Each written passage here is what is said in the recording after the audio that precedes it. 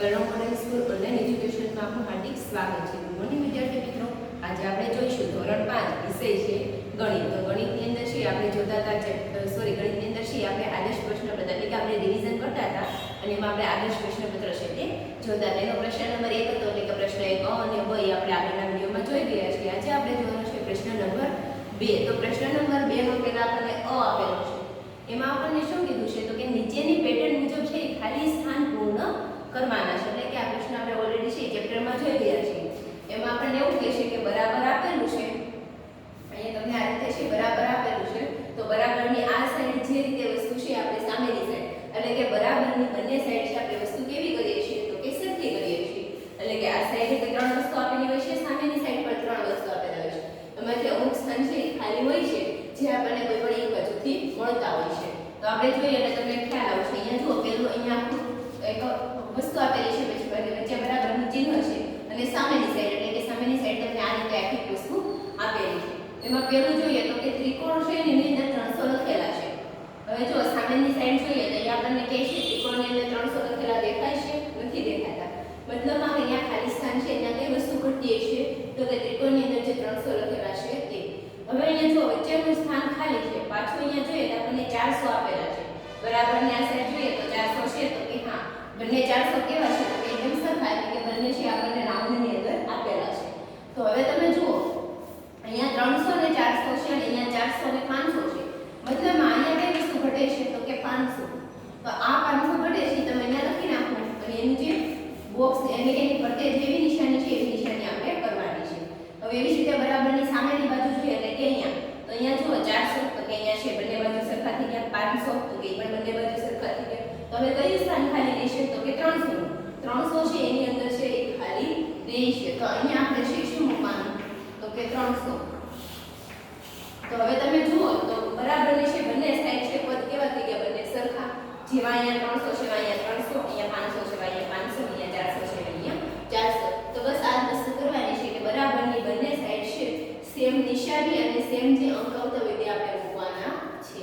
હવે આગળ જોઈએ તો બીજું જે દાખલો છે તેમાં આપણને શું કીધું છે તો કે આપણને 10 ગુણ્યા 5 આપેલા છે અને ગુણ્યા કરીને ખાલી પદ આપેલું છે.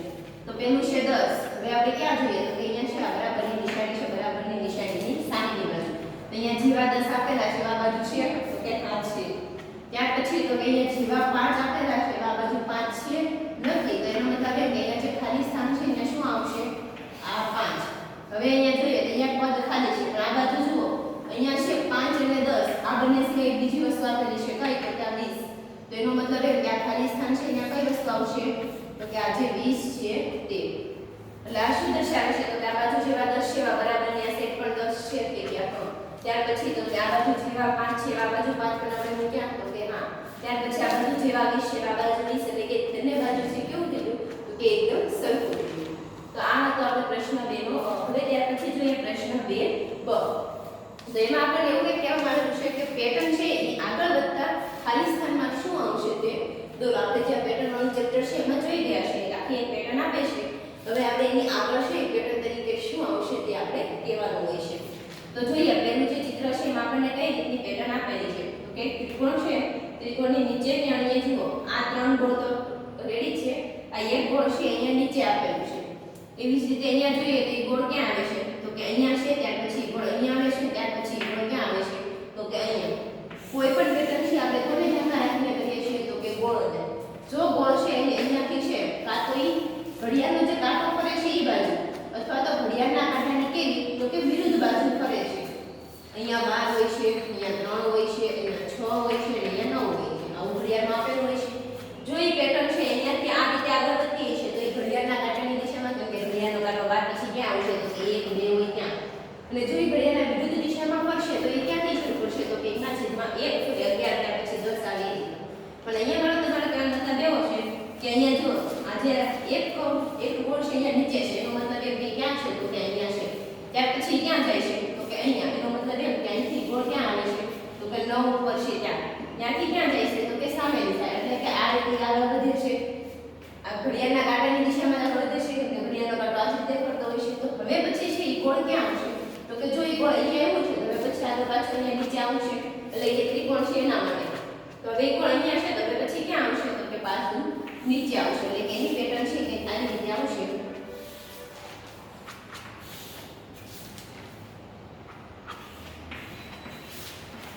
આ ગોળશી પાછું ક્યાં આવશે તો કે નીચે કેમ કે અહીંયા એક જગ્યાએ છે પાછું અહીંયા બીજું ખૂણો તો ત્યાં બીજા ખૂણા ત્રણ ખૂણા છે હવે પાછું ક્યાં આવશે તો કે અહીંયા નીચેના ખૂણે છે ફરીથી આવશે હવે એવી જ રીતે છે આપણે આગળ જોઈએ તો આગળ જોઈએ આ પેટર્નમાં જોઈએ તો પહેલા એક છે લંબચોરસ આપેલું છે એની અંદર એક લીટો આપેલો છે ત્યાર પછી ફરી લંબચોરસની અંદર છે એક હતો એની ઉપર બીજો લીટો દોર્યો હવે પાછું છે લંબચોરસની અંદર એક ઊભો લીટો દોર્યો તો હવે આપણે આગળ એની પેટર્ન કરીએ તો કઈ રીતે આવશે તો કે લંબચોરસ તો આવશે એના બદલે ક્રોસ લીટા પણ આપણને આપી દીધા છે ને એક આવો લીટો પણ આપી દીધો હવે કયો બાકી તો ઊભા પછી કયો લીટો આવશે તો કે આગળની પેટર્ન છે કેવી આવશે તો કે આ મુજબ કઈ આવશે હવે ત્યાર પછી જોઈએ પ્રશ્ન 2 ક પ્રશ્ન 2 કમાં આપણને એવું કીધું છે કે નીચેના આકારો 1/3 ફેરવવાથી કેવા દેખાશે તે દોરો એટલે કે આ જે આકારો છે એક તૃતીયાંશ 1/3 એટલે કે એક તૃતીયાંશ આપણે આકાર ફેરવીએ તો એ કેવા દેખાશે તે આપણે કહેવાનું છે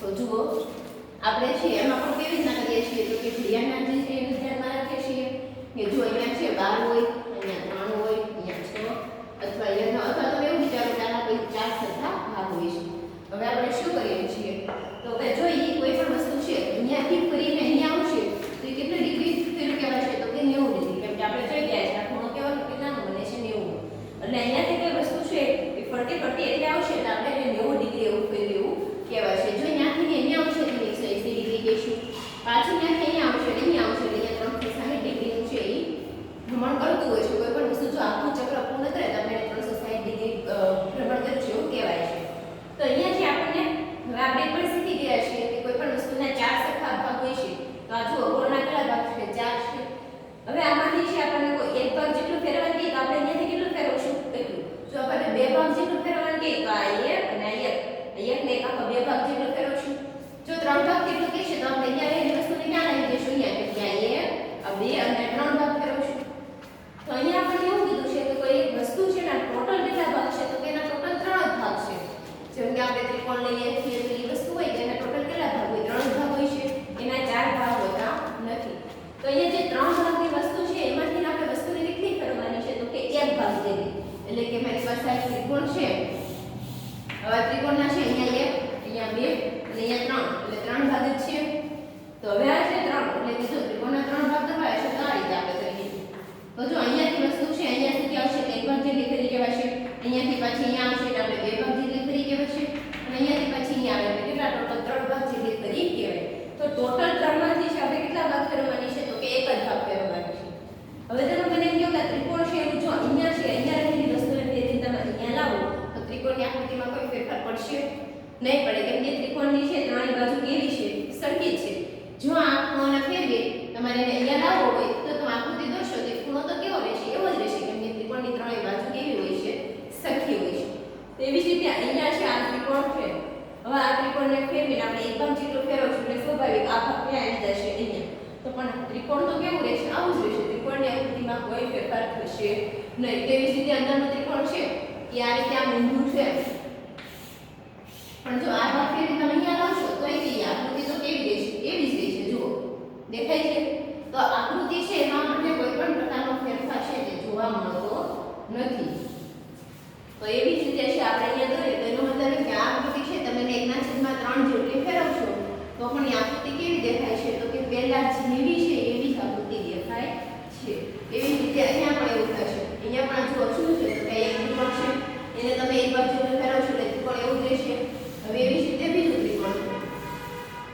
તો એને પણ એવું એટલે મતલબ એવું કહેવા માંગુ છું કે જ્યારે પણ ત્રિકોણ હોય છે જો આપણને 1/3 ભાગ જેટલી ફેરવવાની કહે તો એ આકૃતિ કેવી રહેશે તો કે એના જેવી રહેશે હા કોઈ બીજી વસ્તુ હોય તો એનો આકાર કરશે પણ આ જે આકૃતિ હોય એનો આકાર કરતો નથી ત્યાર પછી આવે છે પ્રશ્ન 2 દ એમાં આપણને છે એવું કંઈ કહેવામાં આવ્યું છે કે નીચેના આકારો છે એને 1/4 એટલે કે ચતુર્થાંશ ભાગમાં ફેરવીએ તો તે કેવા દેખાશે તે આપણે જોવાના છે એટલે પાછું આપણે ધીની વસ્તુ કે ગોળ છે એટલે કેટલા ટોટલ ભાગ છે જે જો આપણે કેટલા ભાગ આપેલા છે તો ટોટલ 4 ભાગ છે હવે આપણે કેટલા ભાગ જેટલું ફેરવવાનું છે તો એક ભાગ જેટલું મેં પહેલા પણ શીખવાડ્યું છે કે આને અંશ અને આને છેદ કહેવાય છેદમાં રહેલી વસ્તુ છે આપણને શું આપેલું છે તો કે ટોટલ ભાગ કેટલા છે તે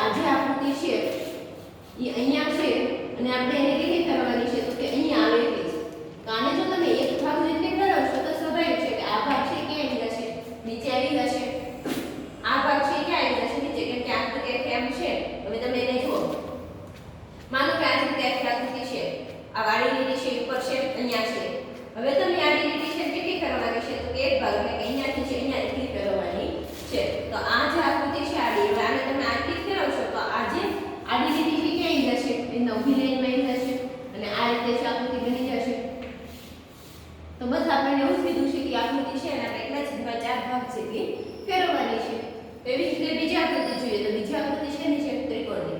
આપણે હમણાં જોઈ ગયા કે ત્રિકોણની આકૃતિમાં છે ક્યારે ફેરવી પડતો તો કે એકના છેદમાં 3 ભાગ જેટલી ફેરવવાની હોય તો અહીંયા તો આપણને કેટલા ભાગ જેટલી ફેરવવાની કીધી છે તો કે એકના છેદમાં 4 ભાગ છે. તો એનો મતલબ એમ કે હવે જો આ ત્રિકોણ છે, આ ત્રિકોણની ઉપરની લાઈન છે એને તમારે કેટલી ફેરવવાની છે તો કે એક લાઈન જેટલી ફેરવવાની છે. તો તમે એને છે એક ભાગ જેટલી ફેરવશો તો એ આકૃતિ કેવી થઈ જશે તો કે આવી રીતે છે એ આકૃતિ આડી થઈ જશે. કેવી થઈ જશે આડી, કેમ કે આપણે એના ટોટલ છે કેટલા ભાગમાં ફેરવવાની છે 4 એટલે કે એક છે, હવે ના 2 પછી 3 પછી પાછા આ બાજુ 4 સોરી આ પહેલો ભાગ છે આપણને અહીંયા છે, અહીંયા આપણે એક ભાગ ફેરવશું એટલે આમાં છે 2 ભાગ એટલે નીચે 3 ભાગ એટલે આ બાજુ ચોથો ભાગ એટલે પાછો ઉપર જાય. તો આપણે એને એકના છેદમાં 4 ભાગ સુધી ફેરવીએ તો એ ત્રિકોણની આકૃતિ કેવી દેખાશે તો કે મેં જેવી દોરી છે એવું એના આકારમાં ફેરફાર થશે. તો અહીંયાથી આપણો પ્રશ્ન નંબર 2 છે એ પૂરો થાય છે.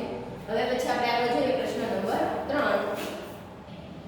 હવે જો આપણે જોઈએ પ્રશ્ન નંબર 3. તેમાં આપણને એવું કીધું છે કે નીચેના પ્રશ્નોના ઉકેલ મેળવો, એટલે કે અહીંયા છે આપણને દાખલા આપેલા છે જે આપણે જોવાના છે. તો જોઈએ કે પહેલી રકમમાં આપણને શું કીધું છે તો કે એક બળદગાડું એક ફેરામાં 250 કિગ્રા કેરીનું વહન કરે છે તો 1000 કિગ્રા કેરી લઈ જવા તેને કેટલા ફેરા કરવા પડે. એટલે અહીંયા આપણને એવું કહેવામાં આવેલું છે કે એક બળદગાડું છે ઈ એક જે ફેરો છે એમાં 250 કિગ્રા એટલે કે કિલોગ્રામ 250 કિલોગ્રામ કેરીનું છે એક ફેરામાં એટલે બળદગાડું છે એક જગ્યાએથી બીજી જગ્યાએ એક ફેરો પૂર્ણ કરે છે ત્યારે તે 250 કિલોગ્રામ કેરીનું વહન કરે છે. તો અહીંયા આપણને એવું કહેવામાં આવ્યું છે કે 1000 કિલોગ્રામ કેરી છે એ ફેરવવી હોય ત્યારે કેટલા ફેરા શોધવા અને કેટલા ફેરા કરવા પડે. એટલે શોધવાનું શું કીધું છે તો કે ફેરા શોધવાના છે. અને આપણે જોઈ ગયા છે કે જે વસ્તુ શોધવાની આપણે ક્યાં લખીએ છીએ તો કે પાછળ કઈ બે વસ્તુ આપેલી છે તો કે કેટલા કિલોગ્રામ કેરી છે એની સંખ્યા આપણને આપેલી છે. એટલે આપણે ક્યાં લખીશું તો કે આગળ એટલે કે 250 કિલોગ્રામ કેરી બરાબર એક ફેરો, એટલે કે એક ફેરાની અંદર કેટલી કેરી આવે છે તો 250 કિલોગ્રામ. તો માટે આપણે ટોટલ કેટલી કીધી છે તો કે 1000 કિલોગ્રામ કેરી ફેરવવી હોય તો કેટલા ફેરા કરવા પડે, એટલે કે ફેરાની સંખ્યા છે તે આપણે શોધવાની. તો હવે શું કરીશું તો કે 83 મૂકે એટલે હવે નીચેનું પદ તો કે અહીંયા 1000 છે એને ગુણ્યા અહીંયા કેટલા છે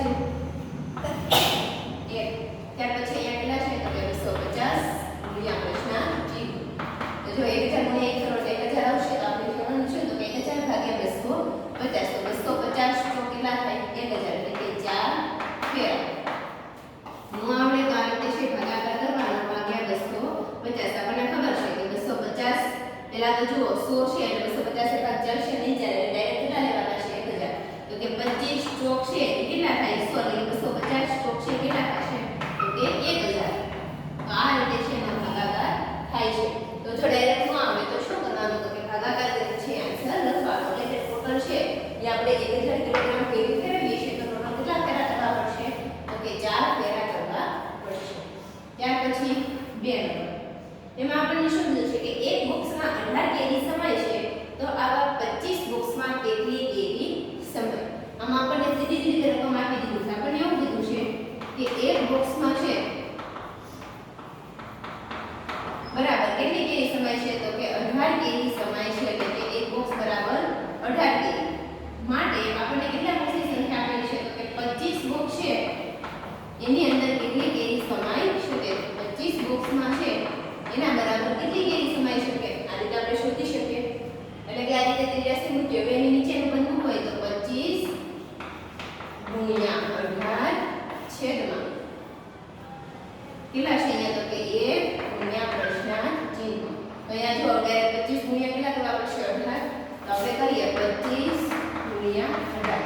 બે સંખ્યા કે 0 એકનો 5 સાથે ગુણાકાર આવશે 5, એકનો 2 સાથે ગુણાકાર 2, 8 × 5 = 0 વધી 4 8 × 16 16 ને 4 20 બંનેનો સરવાળો કરો તો કેટલી થાય છે તો કે 450. એટલે આપણો આન્સર કેટલો આવે છે તો કે 450 કેરી.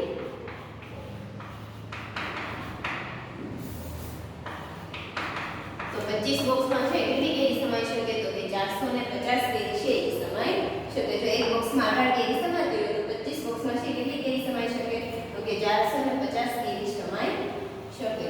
હવે ત્યાર પછી જોઈએ આપણે દાખલા નંબર 3. તેમાં આપણને શું કહેવામાં આવેલું છે કે 13 ના પ્રથમ 4 અવયવી લખો. કઈ સંખ્યાના કીધા છે આપણે જોઈ ગયા કે અવયવ અને અવયવીમાં શું તફાવત છે તે. તો અવયવ આપણે કોને કહેતા હતા કે સંખ્યા છે ને આપણે 1 2 3 4 5 અને ઘડિયા પ્રમાણે છે એમાં જે સંખ્યા આવતી હોય તેનો ભાગાકાર કરતા જઈએ છીએ. જે વસ્તુ આપણને મળે એને આપણે અવયવ કહીએ છીએ. અને અહીંયા આપણને શું શોધવાનું કીધું છે તો કે અવયવી. અવયવી કોને કહેવાય છે તો કે કોઈ પણ સંખ્યા આપી હોય એનો આપણે આખો ઘડિયો એટલે કે સંખ્યાને આપણે 1 2 3 4 5 વડે ગુણતા જઈએ. ક્યાં સુધી તો કે અનંત સુધી ગુણીએ છીએ અને આપણને જે આન્સર મળે છે એને આપણે અવયવી કહીએ છીએ. તો અહીંયા આપણને શેના કીધા છે તો કે 13 ના કીધા છે. તો 13 ના અવયવ એટલે એનો મતલબ એમ થાય કે આપણે શું કરવાનું છે તો કે 13 નો પહેલા એક સાથે ગુણાકાર કરીએ. તો 13 નો એક સાથે ગુણાકાર કરશું એટલે કેટલા થશે તો કે 13 * 13. ત્યાર પછી 13 નો બે સાથે તો 13 * 26. ત્યાર પછી 13 તેરી 39. 13 નો ચાર સાથે ગુણાકાર 13 * 4 52. બસ આપણે એટલું લખવાનું છે. શું કામ કે અહીંયા આપણે એવું કીધું છે કે પ્રથમ 4 અવયવી આપણે લખવાના છે. જો આપણને કીધું હોય કે એના બધા અવયવી લખો તો આપણે અમુક છે 5 6 7 એવી રીતે 10 સુધી લખીએ પછી શું કરીએ તો કે ડોટ ડોટ ડોટ એટલે કે અનંત સુધી છે એવું ચાલ્યા કરે છે. ત્યાર પછી જોઈએ આપણો ચોથો દાખલો. એમાં આપણને શું કીધું છે તો કે 36 ના અવયવો લખો. કોના અવયવ લખવાના છે તો કે 36 ના અવયવો. તો હવે જો 36 ના અવયવો લખવાના કીધા છે એટલે હવે કઈ શબ્દ આવી ગયો છે અવયવો. હવે તો આપણે શું કરશું તો કે આ જે 36 છે પહેલો અવયવ કયો આવશે તો કે 1 * 36. ત્યાર પછી જોઈએ તો 2 ના ઘડિયામાં 36 આવશે તો કે હા 2 * 1 = 2 અને 2 * 8 = 18 તો કેટલા થાય 36. ત્યાર પછી 3 ના ઘડિયામાં આવે તો કે હા 12 તેરી કેટલા થાય 36 અથવા તો 3 * 1 = 3 ને 3 * 2 = 6 એટલે કે 3 * 12 કરો એટલે કેટલા થાય 36. 4 ના ઘડિયામાં આવે તો કે હા 4 * 9 કેટલા થાય 36. 5 ના ઘડિયામાં 36 આવશે નહીં આવે. 6 ના ઘડિયામાં આવશે તો કે હા 6 6 કેટલા થશે તો કે 36. ત્યાર પછી 7 ના ઘડિયામાં આવશે નહીં આવે. 8 ના ઘડિયામાં આવશે તો કે હા સોરી 8 ના ઘડિયામાં પણ નહીં આવે 8 * 32 થશે. 9 ના ઘડિયામાં આવશે તો કે હા 9 * 36 થાય જે એ ઓલરેડી આવી ગયેલા છે. તો અહીંયા સુધી ના આવશે તો આ બધા શું કહેવાય છે 36 ના અવયવો. તો કયા કયા અવયવ આવશે તો કે 1 આવશે ત્યાર પછી 2 3 4 ત્યાર પછી 6 ત્યાર પછી 6 આવી ગયા હવે કયો તો કે 9 12 18 અને 36. આને શું કહેવાય છે તો કે 36 ના અવયવો. તો બસ આ રીતે આપણને અવયવો કહે તો આપણે આ રીતે એના અવયવ કાઢી લખવાના છે અને અવયવી કીધા હોય તો આપણે જે ઘડિયામાં સંખ્યા આવતી હોય તે લઈએ છીએ. તો અહીંયા જે આપણો પ્રશ્ન નંબર 3 હતો કે જેમાં આપણને દાખલા પૂછેલા છે એ પણ આપણો પૂરો થાય છે. હવે પછીનો પ્રશ્ન નંબર 4 છે આપણે અને પછીના વિડીયોમાં જોઈશું. તો આજે જે આપણે જોયો પ્રશ્ન નંબર 2 અને 3 એના હું તમને હોમવર્કના ફોટા મોકલું એ જોઈ તમારે ઘરકામની નોટમાં બધી વસ્તુ છે એ જોવાની છે પોથીમાંથી અને બાકીના હું જે ફોટા મોકલું એ ફોટામાંથી જોઈ અને શેમાં લખવાનું છે તો કે બધી વસ્તુ છે ઘરકામની નોટમાં એકવાર લખવાની છે અને સાથે સાથે આવી બીજી વસ્તુ હોય એની પ્રેક્ટિસ પણ કરવાની રહેશે. Thank you.